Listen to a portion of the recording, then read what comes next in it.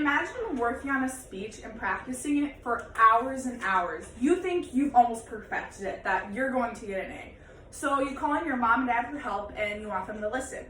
As they listen, they notice a couple things. And at the end of the speech, they give you constructive criticism that'll make your speech even better. After watching George's speech of how to be a hero, his persuasive speech, I definitely have some points of constructive criticism to give him to make his speech even better.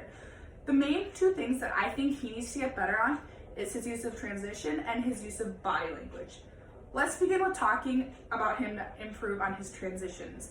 The definition of transitions, according to Mammoth University, is the words or phrases that connects one idea to another. This connection can occur within a paragraph or between paragraphs.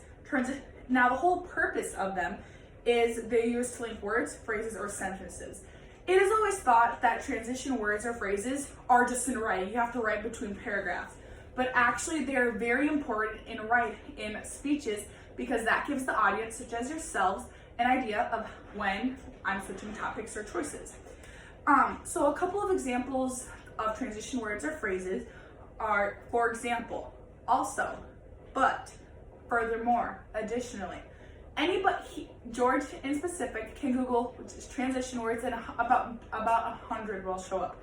These transition words will tremendously help them. When George was presenting, I thought he was reading off just one huge paragraph. I did not know he had separate topics because there's no transition words. Another thing that George can do to perform better during his speech is his use of body language.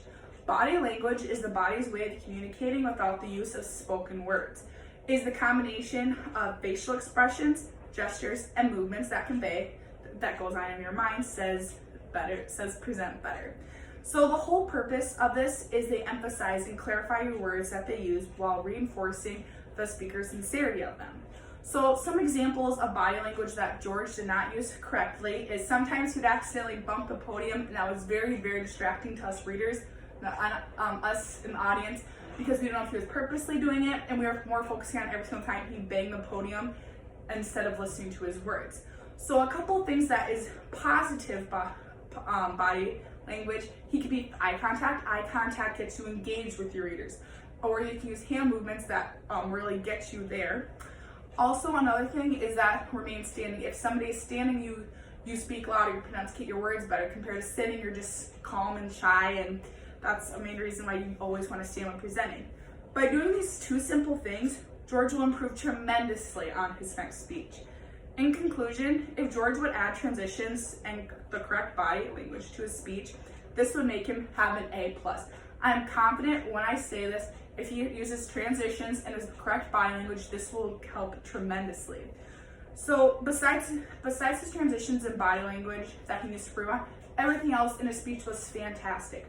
For example, his visual aids that he did was very well to put together. He had the cape, he had the logo in front of his chest. That made the readers engaged with, he's talking about superheroes, that just even brought them in closer and farther. So while using these tips for this speech, that I just provided, I hope he uses them for this next speech, and I wish him the best. Thank you.